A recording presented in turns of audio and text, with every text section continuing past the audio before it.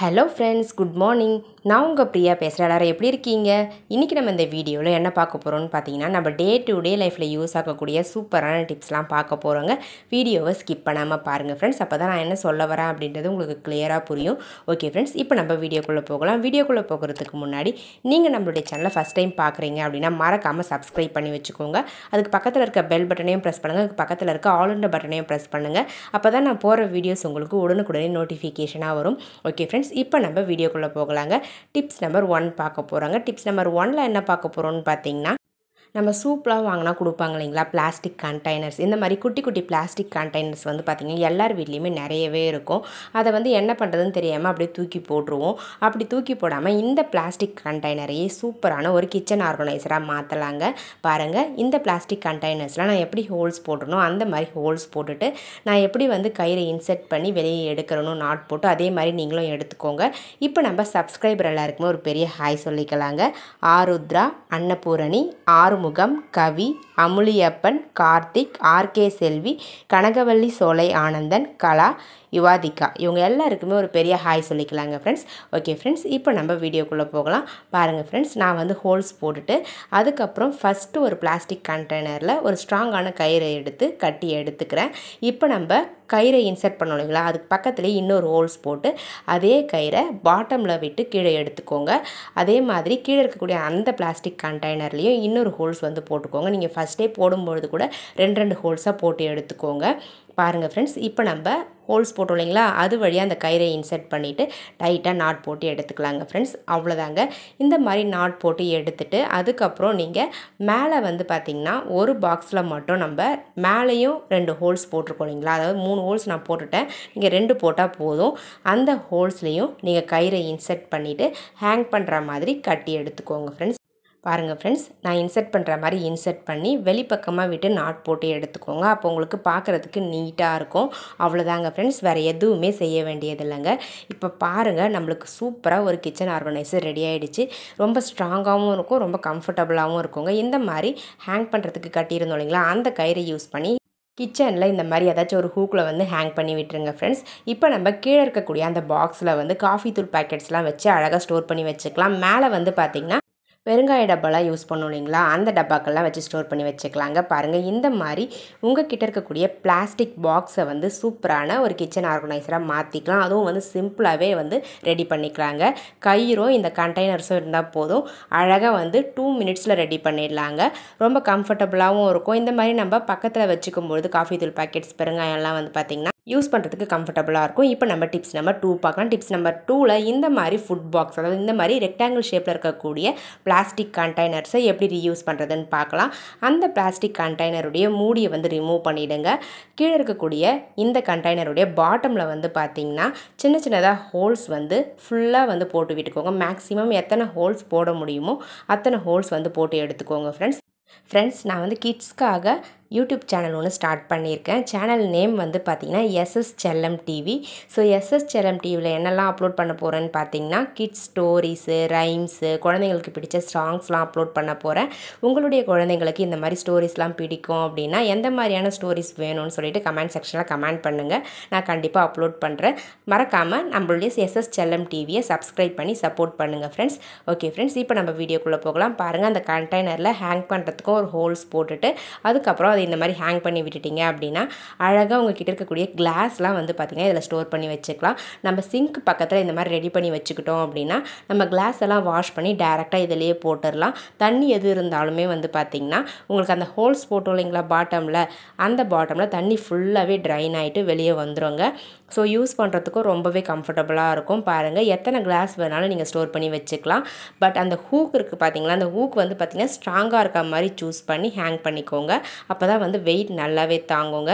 பாருங்கள் ஃப்ரெண்ட்ஸ், எந்த அளவுக்கு நீட்டாக பர்ஃபெக்டாக இருக்குதுன்னு சொல்லிட்டு. இந்த கிச்சன் ஆர்கனைசர் உங்களுக்கு பிடிச்சிருந்தது அப்படின்னா நீங்களும் ட்ரை பண்ணி பாருங்கள். ட்ரை பண்ணி பார்த்துட்டு ரிசல்ட் நல்லா இருந்துச்சு அப்படின்னா மறக்காமல் கமெண்ட் செக்ஷனில் கமெண்ட் பண்ணுங்கள். ஓகே ஃப்ரெண்ட்ஸ், இப்போ நம்ம நெக்ஸ்ட் டிப்ஸ் பார்க்கலாங்க. டிப்ஸ் நம்பர் 3 பார்க்கலாங்க. டிப்ஸ் நம்பர் 3ல் என்ன பார்க்க போகிறோம்னு பார்த்தீங்கன்னா இந்த மாதிரி அஞ்சரை பெட்டியிலலாம் நம்ம குட்டி குட்டியாக ஸ்பூன் வந்து வாங்கி போட்டு வச்சுருப்போம். இந்த அஞ்சரை பெட்டியில் போடுறதுக்கு காசு கொடுத்து தான் ஸ்பூன் வாங்கி யூஸ் பண்ணணும்னு இல்லைங்க. நம்ம வீட்டில் இருக்கக்கூடிய பொருட்களை கூட அழகாக ரீயூஸ் பண்ணிக்கலாம். அதே மாதிரி நம்ம ஒரு பொருளில் போட்ட ஸ்பூனை இன்னொரு பொருளில் போட்டு யூஸ் பண்ணும்பொழுது ஒன்றோட ஒன்று மிக்ஸ் ஆகிறதுக்கு நிறைய சான்சஸ் இருக்குது. ஸோ அதனால் இந்த மாதிரி நீங்கள் வீட்டில் வந்து நம்ம சூப்லாம் வாங்கினா கொடுப்பாங்க இல்லைங்களா, இந்த மாதிரி பிளாஸ்டிக் ஸ்பூன்ஸு இதை வந்து நம்ம யூஸ் பண்ணிவிட்டு தூக்கி போட்டுருவோம். அப்படி தூக்கி போடாமல் இதை வாஷ் பண்ணிவிட்டு இதை வந்து பார்த்திங்கன்னா நம்ம சூப்பராக ரீயூஸ் பண்ணிக்கலாம். இந்த குட்டி ஸ்பூனுடைய சைஸுக்கு ஏற்ற மாதிரி நீங்கள் கட் பண்ணிக்கலாம். உங்களுக்கு எந்த அளவுக்கு சின்னதாக வேணுமோ அந்த அளவுக்கு நீங்கள் இந்த ஸ்பூனை வந்து கட் பண்ணிக்கலாம். கட் பண்ணுறதுக்கு ரொம்பவே ஈஸியாக இருக்கும். சிசர் வச்சு கட் பண்ணிங்க அப்படின்னாவே நீங்கள் கட் பண்ணி எடுத்துக்கலாம். அவ்வளோதாங்க ஃப்ரெண்ட்ஸ். இந்த மாதிரி கட் பண்ணி எடுத்துகிட்டு நீங்கள் ஒவ்வொரு பாக்ஸ்லேயும், அதாவது ஒவ்வொரு பொருள்லேயும் நீங்கள் ஒவ்வொரு ஸ்பூன் வந்து போட்டு வச்சுக்கலாங்க.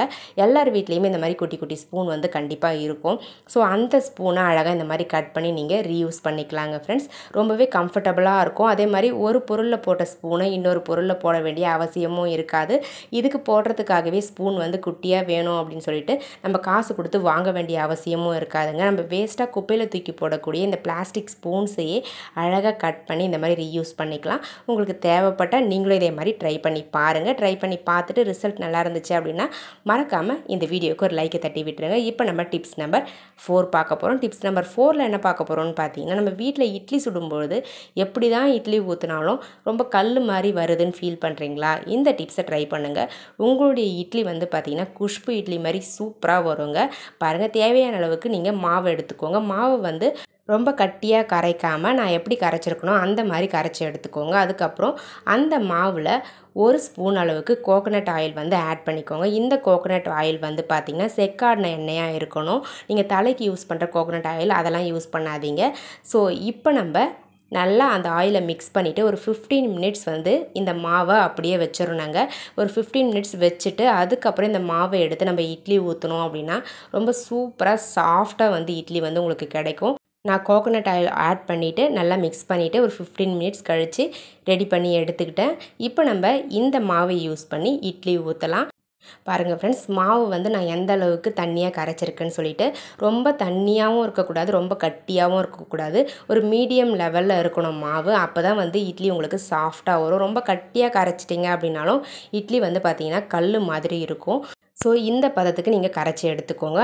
அடுத்தது வந்து பார்த்திங்கன்னா, நம்ம இட்லி பாத்திரத்தில் தண்ணி வந்து நல்லா கொதிக்கணுங்க. கொதித்த பிறகு தான் நம்ம மாவு ஊற்றினா அந்த இட்லி கற்றாவை உள்ளே வைக்கணும். அப்போ தான் வந்து இட்லி சூப்பராக வந்து சாஃப்டாக கிடைக்குங்க. பாருங்கள், இட்லி நல்லா வெந்துருச்சு. இப்போ எடுத்துடலாம். பார்க்கும்பொழுதே உங்களுக்கு தெரியும் எந்த அளவுக்கு சாஃப்டாக சூப்பராக வந்து நம்மளுக்கு இட்லி வந்து கிடச்சிருக்குன்னு சொல்லிட்டு. இந்த மாதிரி நீங்களும் உங்கள் வீட்டில் ட்ரை பண்ணி பாருங்கள் ஃப்ரெண்ட்ஸ். ட்ரை பண்ணி பார்த்துட்டு ரிசல்ட் எப்படி இருந்தது அப்படின்றத கமெண்ட் செக்ஷனில் மறக்காமல் கமெண்ட் பண்ணுங்கள். நான் எல்லா இட்லியுமே எடுத்துட்டேங்க. பார்க்கும்பொழுதே உங்களுக்கு தெரிஞ்சிருக்கும் எந்த அளவுக்கு சாஃப்டாக பூ மாதிரி இருக்குன்னு சொல்லிட்டு. பாருங்கள் எந்த அளவுக்கு சாஃப்டாக இருக்குன்னு சொல்லிட்டு ட்ரை பண்ணி பாருங்கள். ட்ரை பண்ணி பார்த்துட்டு எப்படி இருந்தது அப்படின்றத கமெண்ட் செக்ஷனில் கமெண்ட் பண்ணுங்கள் ஃப்ரெண்ட்ஸ். ஓகே ஃப்ரெண்ட்ஸ், இப்போ நம்ம ஃபைனலாக சம்மருக்கான ஒரு டிப்ஸ் பார்க்க போகிறோம். ஸோ என்ன டிப்ஸ்னு பார்த்தீங்கன்னா, சம்மருக்கு செம்மையாக வெயில் காயுது இல்லைங்களா? இந்த வெயிலிருந்து வீட்டை கொஞ்சம் சில்லுன்னு வச்சுக்கிறதுக்கு ஒரு சின்ன டிப்ஸ் பார்க்க போகிறோங்க. இந்த மாதிரி ஒரு அகலமான பாத்திரம் எடுத்துக்கோங்க. அந்த பாத்திரத்தில் கனமான ஒரு டவலை வந்து நல்லா மடித்து போட்டு விட்டுக்கோங்க. இந்த மாதிரி போட்டு விட்டுட்டு அதுக்கப்புறம் உங்ககிட்ட இருக்கக்கூடிய ஐஸ் க்யூப்ஸை வந்து பார்த்திங்கன்னா அந்த பிளேட்டில் வந்து வச்சுருங்க. இந்த மாதிரி அந்த டவலுக்கு மேலே எந்த அளவுக்கு ஐஸ் க்யூப்ஸ் உங்ககிட்ட இருக்கோ அவ்வளோ ஐஸ் க்யூப்ஸையும் போட்டு விட்டுருங்க. போட்டு விட்டுட்டு நீங்கள் தூங்க போகிறதுக்கு முன்னாடி அந்த ரூமில் இந்த மாதிரி ரெடி பண்ணி வச்சுட்டு தூங்குனீங்க அப்படின்னா ஃபேன் காற்று வந்து இந்த ஐஸ் க்யூப்பில் பட்டு கொஞ்சம் ஓரளவுக்கு வந்து அந்த ரூமில் இருக்கக்கூடிய டெம்பரேச்சரை கம்மி பண்ணும். ஐஸ் க்யூப்ஸ் கரைஞ்சிட்டாலுமே அந்த தண்ணி வந்து பார்த்திங்கன்னா அந்த டவல்லே இருக்கிறதால அந்த நைட் ஃபுல்லாகவே வந்து பார்த்திங்கன்னா அந்த ரூமுடைய டெம்பரேச்சரை இந்த டவலில் இருக்கக்கூடிய தண்ணி வந்து அப்சர்வ் பண்ணிக்கிட்டு இருக்கும். ஓரளவுக்கு அந்த ஹீட்டை வந்து ரூமுடைய டெம்பரேச்சரை வந்து கம்மி பண்ணுறதுக்கு இந்த டிப்ஸ் வந்து ரொம்பவே யூஸ்ஃபுல்லாக இருக்கும். தேவைப்படுறவங்க ட்ரை பண்ணி பாருங்கள். ஏசி இல்லாதவங்க இந்த மாதிரி கூட நம்ம வீட்டை குளு குளுன்னு வச்சுக்கலாங்க. ட்ரை பண்ணி பார்த்துட்டு ரிசல்ட் எப்படி இருந்தது அப்படின்றத கமெண்ட் செக்ஷனில் கமெண்ட் பண்ணுங்கள். இந்த மாதிரி ஐஸ் க்யூப்ஸ்லாம் வைக்கும்போது ஒரு கிண்ணத்தில் கூட பெருசாக தண்ணி ஊற்றி ஃப்ரீசரில் வச்சுட்டு அந்த ஐஸ் க்யூபை எடுத்து யூஸ் பண்ணிங்க அப்படின்னா இன்னுமே ரொம்ப நேரத்துக்கு உங்களுக்கு சில்னஸ் வந்து கிடைக்குங்க. ட்ரை பண்ணி பாருங்கள் ஃப்ரெண்ட்ஸ். ஓகே ஃப்ரெண்ட்ஸ், என்னுடைய ஐடியாஸ்லாம் உங்களுக்கு பிடிச்சிருந்தது அப்படின்னா மறக்காமல் இந்த வீடியோவுக்கு ஒரு லைக்கை தட்டி விட்டுருங்க. வீடியோஸை உங்கள் ஃப்ரெண்ட்ஸ் அண்ட் ரிலேட்டிவ்ஸ் கூட ஷேர் பண்ணிக்கோங்க. மறக்காமல் நம்மளுடைய சஞ்சு கிரியேட்டிவ் கார்னர் பேஜை சப்ஸ்கிரைப் பண்ணாமல் பார்த்துக்கிட்டு இருக்கீங்க அப்படின்னா சப்ஸ்கிரைப் பண்ணி சப்போர்ட் பண்ணுங்கள். அதுக்கு பக்கத்தில் இருக்க பெல் பட்டனையும் ப்ரெஸ் பண்ணுங்கள். அதுக்கு பக்கத்தில் இருக்க ஆல்ன்ற பட்டனையும் ப்ரெஸ் பண்ணுங்கள். அப்படியே நம்மளுடைய செகண்ட் யூடியூப் சேனல் SS செல்லம் டிவியையும் சப்ஸ்கிரைப் பண்ணி சப்போர்ட் பண்ணுங்கள் ஃப்ரெண்ட்ஸ். உங்களுடைய சப்போர்ட் சப்போர்ட் இந்த சேனலுக்கு கிடைச்ச மாதிரியே அந்த சேனலுக்கும் கிடைக்கும்னு நினைக்கிறேன். ஓகே ஃப்ரெண்ட்ஸ், இதே மாதிரி இன்ட்ரெஸ்டிங்கான ஐடியாஸோட நெக்ஸ்ட் வீடியோவில் பார்க்கலாங்க. தேங்க்யூ ஃபார் வாட்சிங் my video. Thank you so much. Keep supporting me friends. Okay friends, bye.